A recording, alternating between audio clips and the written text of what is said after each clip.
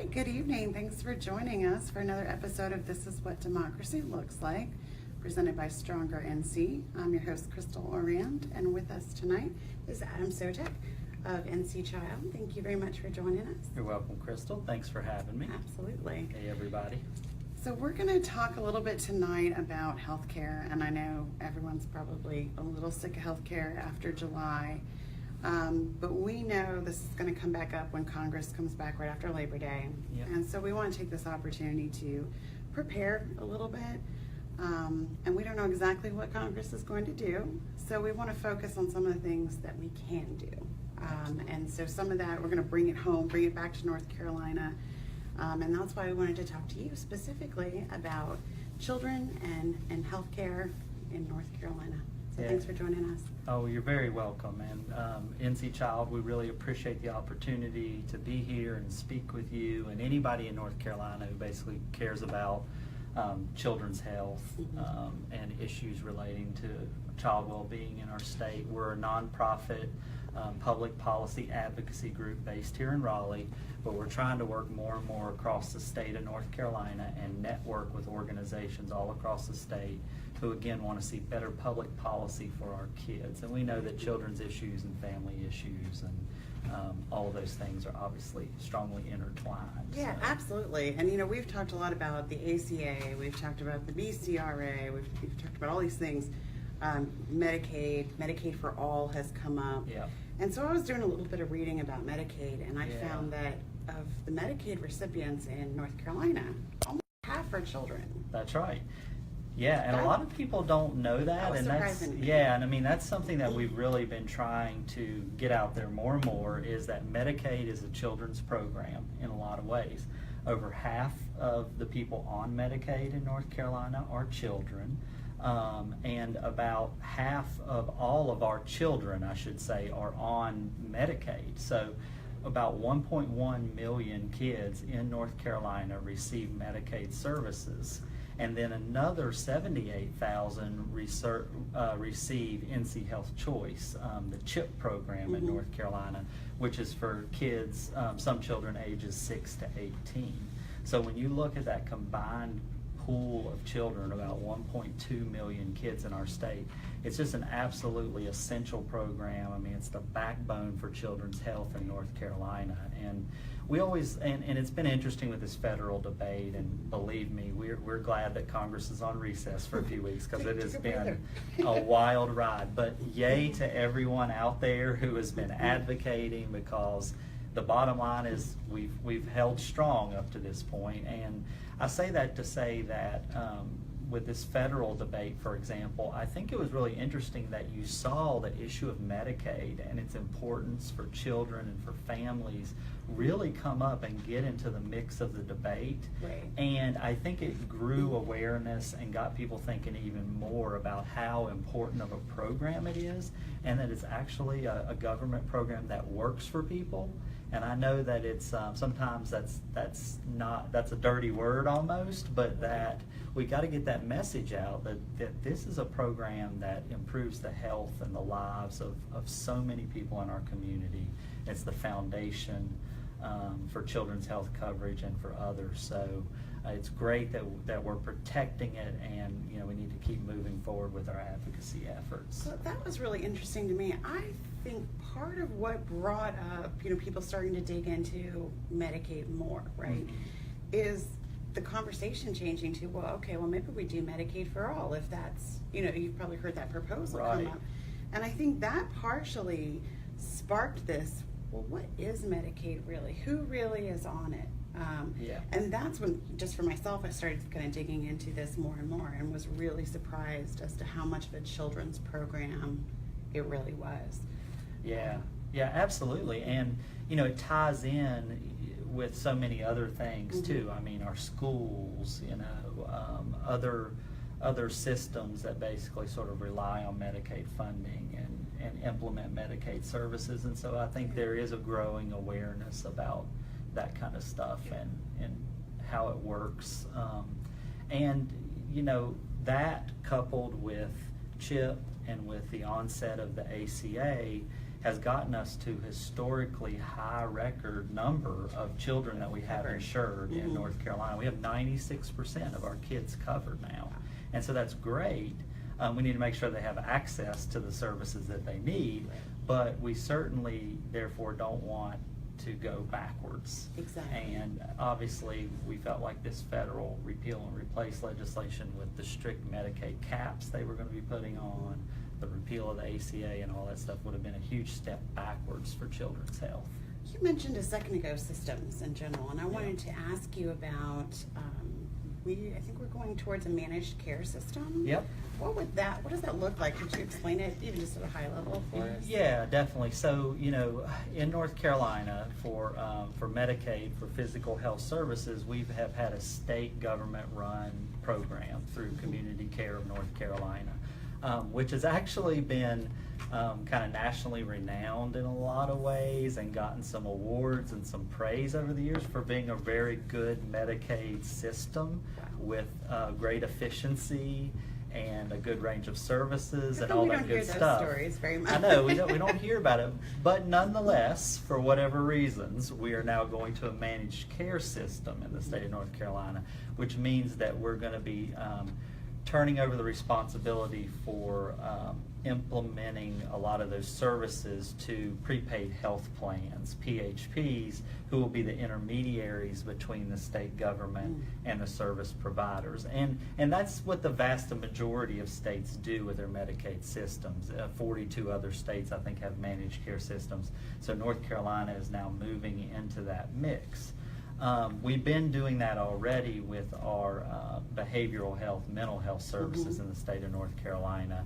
And there's been some bumps in the road with that, but things have been improving with the delivery. But so I will say this, that it's fortunate that I feel like we've got a very good administration now.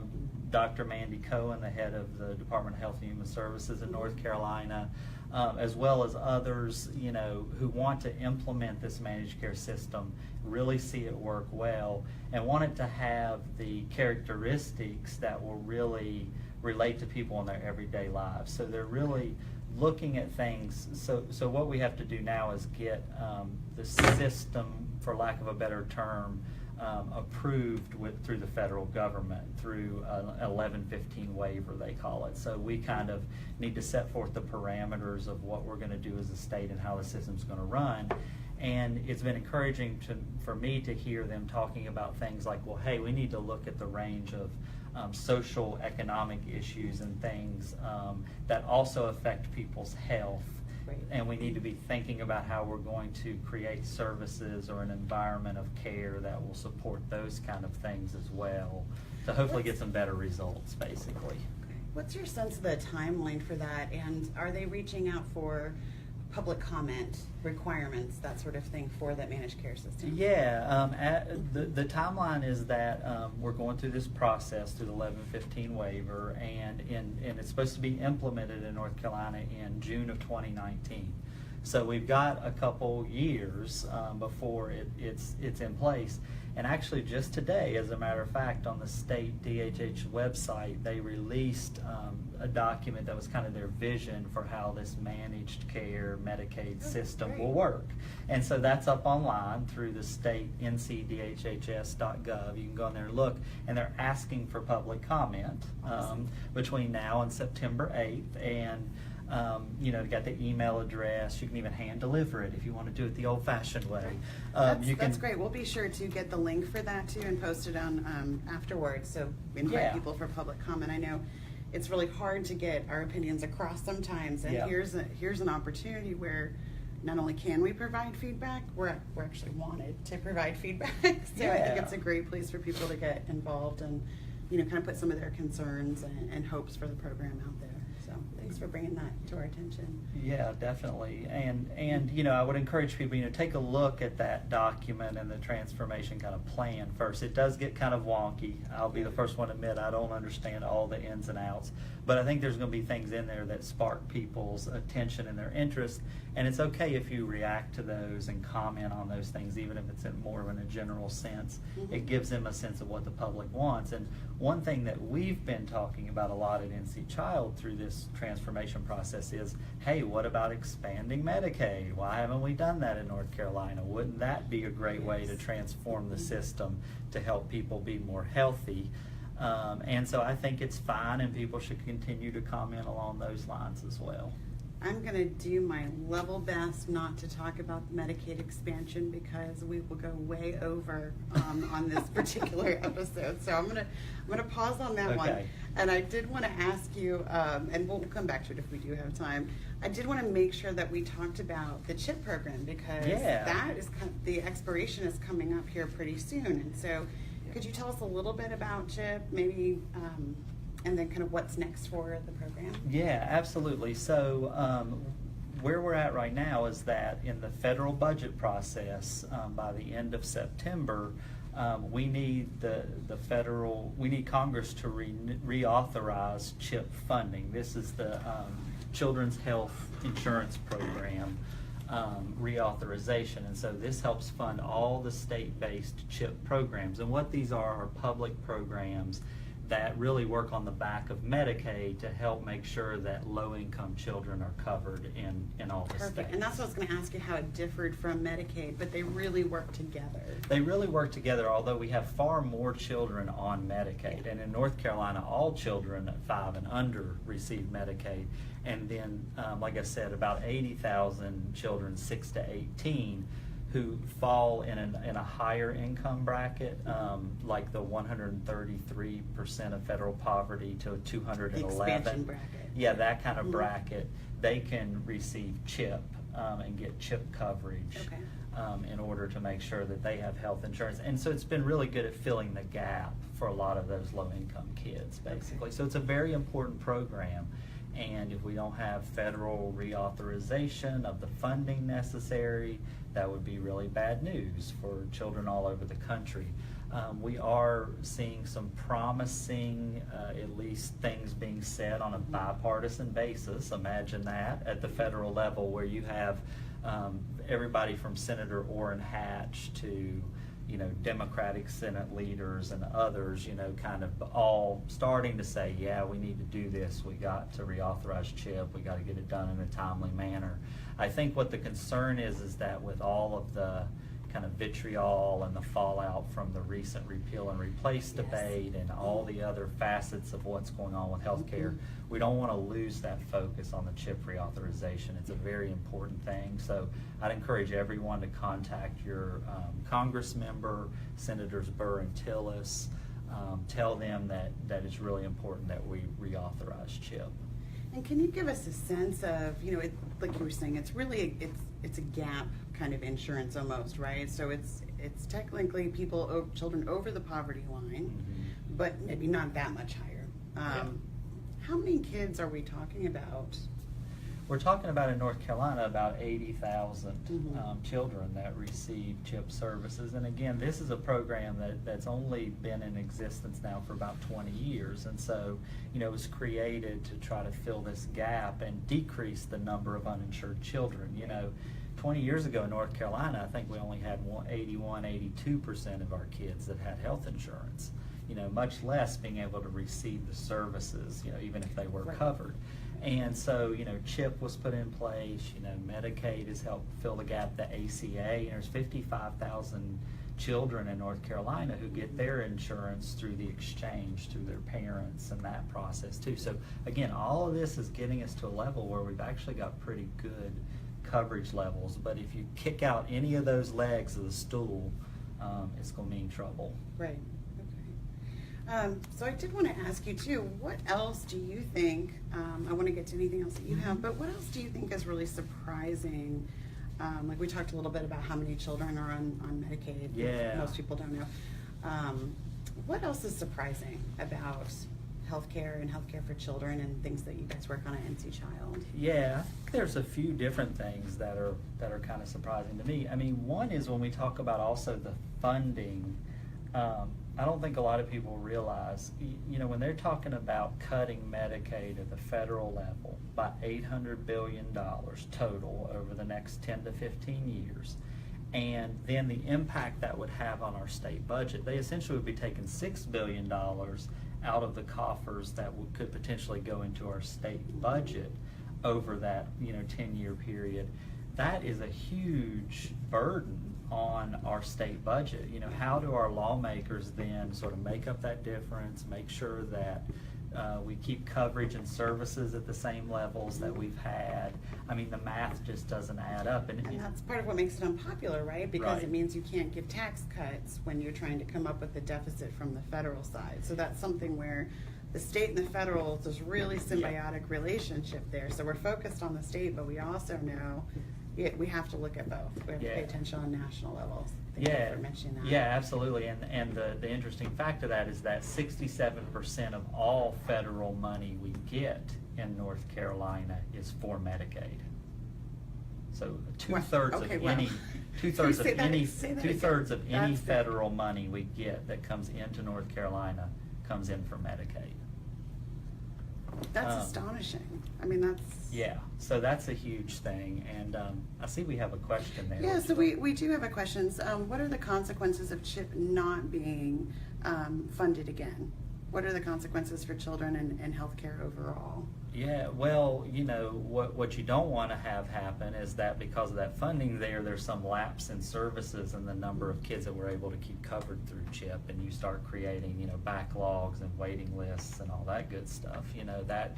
That's not good. And then, if you take it to that scenario where we're not able to cover the same amount of kids through CHIP, then they're going to be missing out on a lot of preventative services and other health care services that are going to help them be healthier first and foremost, and most importantly, and B, also, save us, the taxpayers, money down the line, because, things can get caught through the normal preventative care process. Exactly. The prevention's so much cheaper, right? And so not catching those things early, I think, is very, very important. Yep. And of course, healthy kids learn, right? Yeah. And so this is the tie to the education part again, too.